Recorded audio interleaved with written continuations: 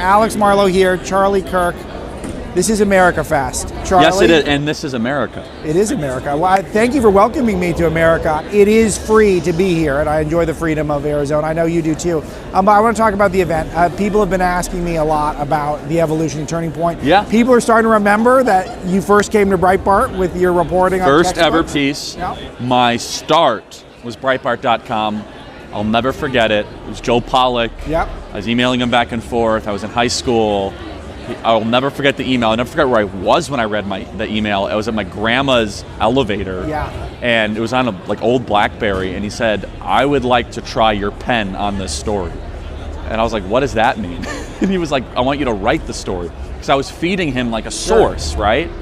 And I got my start, Breitbart.com, April 2012. And the story went super viral. I was exposing a textbook, which really wasn't that wasn't really like an industry thing back then, right? Yes, of course. The campus bias stuff has been really popular in the last 5 or 6 years. But 10 years ago, no one really thought like, hey, let's look into high school textbooks. And it was republished everywhere. They still don't. I mean, I think the #1 textbook in the medical world now is a Dr. Fauci textbook. Yeah, well, maybe we should revisit those. I don't know if I succeeded, but it was exposing Paul Krugman, who's an awful person. Yeah, and he also said the internet wouldn't be a thing. He actually predicted that. Yeah, he had like Y2K predictions. He won a Nobel Prize for Keynesian economics, of which I'm not a fan. So. No, me neither. So, but it is so cool. It started with a Breitbart article, and then now we're here. It is the biggest event in the conservative movement. Well, that's you saying it. We're just seeing what happens. Oh, I know I'm saying it. But it's also become a rock concert. Talk about this, because you're incorporating culture, musical acts. Yes. I love that. So we have Dustin Lynch, Russell Dickerson, Brantley Gilbert, Ray Lynn, Adam Doliak, some pretty big name country music artists, Lee Greenwood. Our team's super creative, and they deserve credit for that. Tyler and Lauren, and we sit constantly as entrepreneurs thinking, what can we do differently? Yeah. And this was a risk. We didn't know if it was going to work, but that's part of life, especially when you're trying to create new things, is you have to be experimenting. And so they pitched me on an idea. Full disclosure, not a huge country music fan, but that doesn't really matter. I want our audience to be happy, and I want people to be fulfilled. And they said, let's have these country music artists. Let's do it. I said, let's try it. And I mean, it's been a huge success. And the artists are great. And also, it's also bringing the artists into our space. So they're posting about this, and their audience is becoming aware of it. So it kind of works both ways. And I think it's going to grow in years to come. I think we're going to find even more artists that are willing to come to an event like this. Brittany Aldean, Jason Aldean's wife, has a booth here, and she's been amazing on all these issues, really outspoken. She had the one that had her kids all wear Let's Go Brandon shirts. I love that. Yeah, so it's been great. That content at Breitbart, when we report on any cultural figure, these country music stars who are occasionally coming out and being vocal politically, that immediately will become the hottest piece of content we have on the website. So if you're an artist out there and you're watching this or listening to this, and you're thinking about, people will love you. They will love you for just speaking up. And you don't even have to go so crazy. Just say America's a good place. Just start with that. But the thing is, Brantley Gilbert led the room in Let's Go Brandon chants. And he's like an A-list country music guy, right? And so, but you don't have to do that. You could just come and perform and say you love America. Reach a new audience. But this is the whole difference between what you're doing and what the left does. The left is closing everyone off. If you're not pure, you're not welcome. And you're much more of a big tent guy. We are a big tent, and we someone asked me, they said, Charlie, why are you having this speaker? Because it's so obvious that you disagree with them on the Russia issue. I'm not going to say what speaker it is. I couldn't care less about Russia-Ukrainian border disputes. I think it's one of the stupidest things I've ever heard in my life.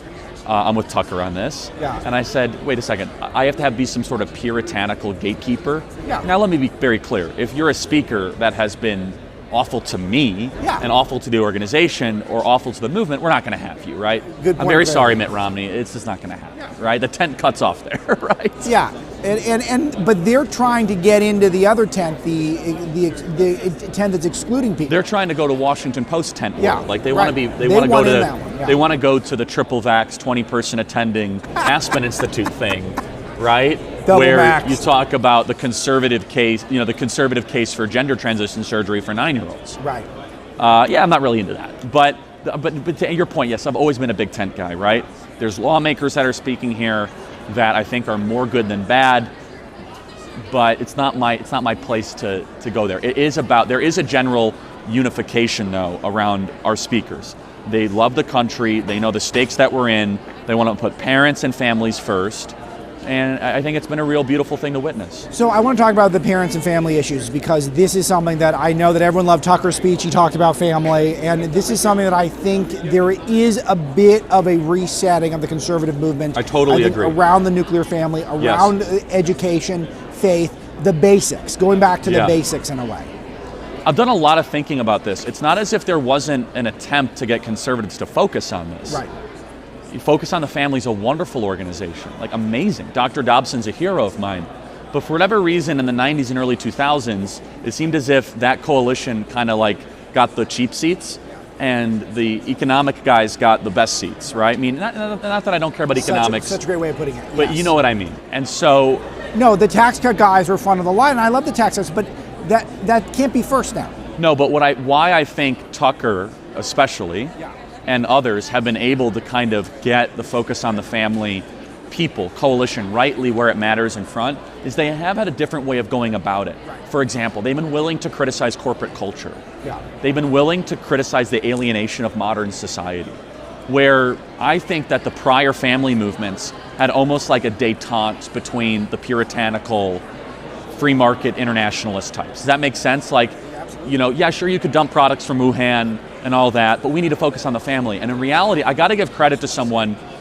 Rick Santorum really saw a lot of this ahead of time, and I know that it's a name that people don't mention a lot, but if you go back to what he talked about in 2012, Rick Santorum saw a lot of this coming. He was willing to talk about blue-collar, muscular class representation, the death of the family and all that, but it's the number one issue. Republican Party, which we're not here to espouse or defend at Turning Point USA, but let's just talk broadly, personally about the Republican Party. It's about parents. The Parents' Party wins elections. If you take rural voters, an animated base that cares about these sort of issues, plus parents, forget it. Yeah, and our talk that we did together on cultural Marxism at the event, which I know will be available on your podcast. On my podcast, Charlie Kirk Show. Charlie Kirk Show, they can subscribe. Yeah. You were like the best I've ever heard you. You were terrific. You were so prepared for the topic, and everyone loved it. I got so much feedback on it. And Alex, I don't know if you saw, the whole arena was filled. It was unbelievable. It was like 6,500 people to go hear about Marcuse and Gramsci and queer theory. Yes, and so this is exactly what I want to go to, is that the fact that people are so focused on these issues, this has been, as I said on the panel, a sort of ancillary silver lining to the coronavirus, is that parents saw the BS that their kids were being taught because they were learning via Zoom, and they realized they're not learning reading, writing, arithmetic. They're learning Ibram X. Kendi. This is ridiculous. Henry Rogers. I never get it right. I always get it wrong. I always get it wrong. Whatever, Mr. Rogers. Yeah. But you're so right, and I'll go a step further. What I saw in that panel confirms what our podcast analytics are showing and our Turning Point analytics. People were not checking their phones. They weren't getting restless. They were locked in and be like, teach me. Yeah. I want to learn. Now, Alex, Andrew was a teacher. Yeah.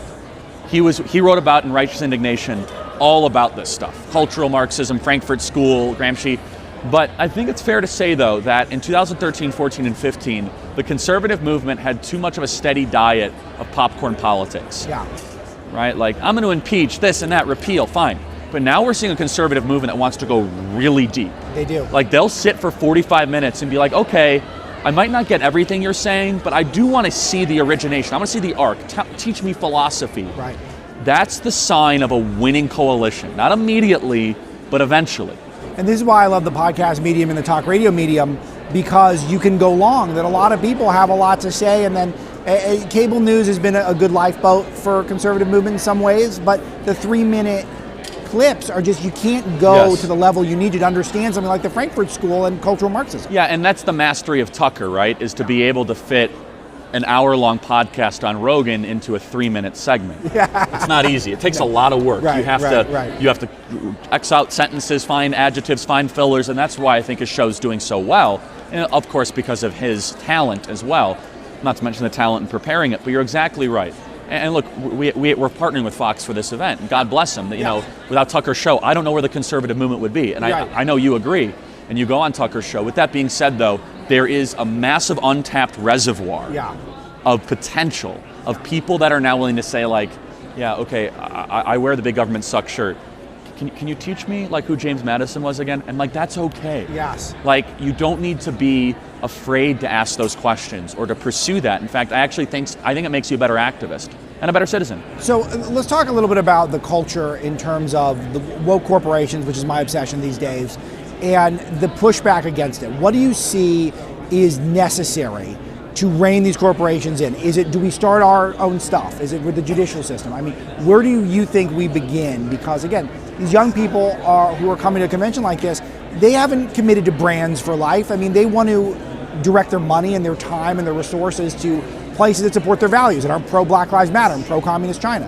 Where do you think we go in the culture with regards to these corporations? I mean, we need all of it. We need every young person here to think like an entrepreneur and maybe start your own company, and that might do something good. We need to support the ones that are really doing well. Rumble, rumble.com. Rumble.com is a legitimate YouTube competitor. I hope it's going to be something that will get up to the $20, $30 billion valuation range and really give YouTube a threat, but who knows? And I'm hearing ideas like this all the time. That's good energy. But look, it is going to take a policy perspective. We have to punish these companies. I agree. I'm not here to play games, right? I'm not here just to hope an entrepreneur solves it. Maybe it will. Maybe that we're going to have someone that's going to come on the scene that is non-woke and loves the country. And we're seeing some of that activity. It's not enough. The federal government's not going to do anything anytime soon. It just won't. I think if Republicans take back the House, they can do legitimate oversight into Google, into Facebook, into Center for Technology and Civic Life, into Mark Zuckerberg, into all of that. But to go a level deeper, I think the states have to start to punish these companies for their behavior. It's that simple.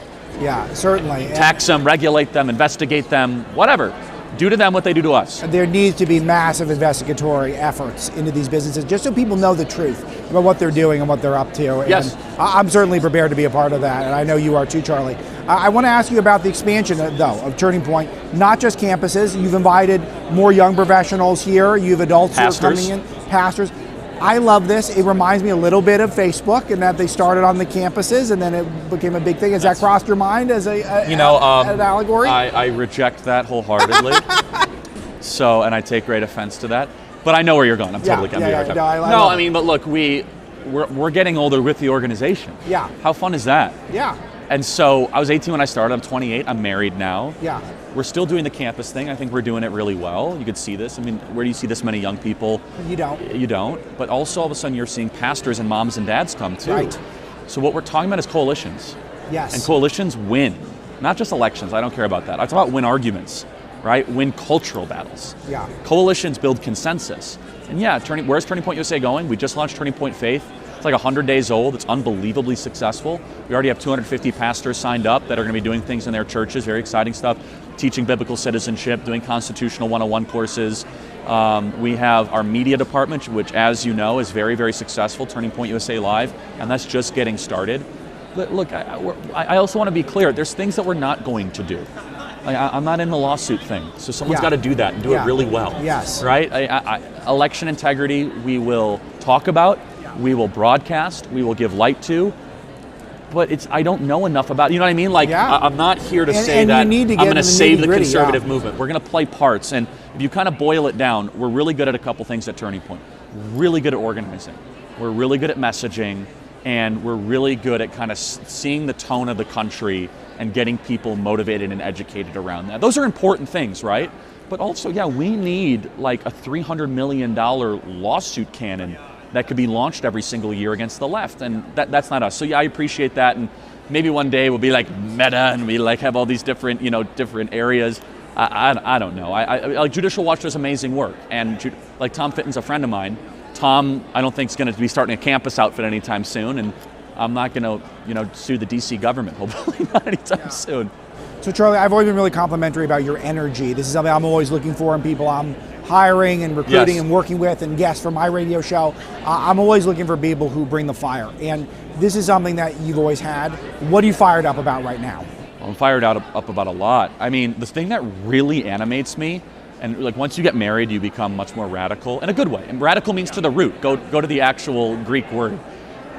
Is just kind of this sexual anarchy that we're allowing to go unquestioned in our country. There is no questioning even. Yeah, and I'm not like a guy that's gonna like say you're going to hell. Like I hate that stuff. Like You make your own decisions, that's it. I'm actually worried about instead the public broadcasting and the normalizing of it. Sure. That's two totally different things. I'm not here to tell you that every mistake you've ever made is like I'm going to judge you for it. That's not my role. Yes. We've all made mistakes, trust me. Instead I'm like, okay, but are you now going to normalize it and approve of it and then act as if this is a way that people should live? And now someone might be listening, oh, Charlie, what are you talking about? How about like sexual transition surgery for 9-year-olds? Yeah. Or how about like sex ed for 10-year-olds putting condoms on cucumbers? Yeah. Right? Like how about the distribution of contraceptives to 13-year-olds in high school? Yeah. Like these are things that are really firing me up. And they're hard to talk about. Andrew tried to talk about a lot of this stuff when he was alive, and a lot of even talk radio couldn't touch it because they were afraid of... I think the country's changed. Yeah. I think that people are now seeing the excesses of sexual anarchy, and they want to do something about it. Yeah. Amazing. Not the answer I was anticipating, but a really solid one. Charlie Kirk, it is a pleasure to talk to you, and congratulations on the amazing event. Thank you. Congrats on your nuptials as well. Thank you. And it's always good to catch up, and we'll do this again soon. Appreciate it, man. Thanks so much.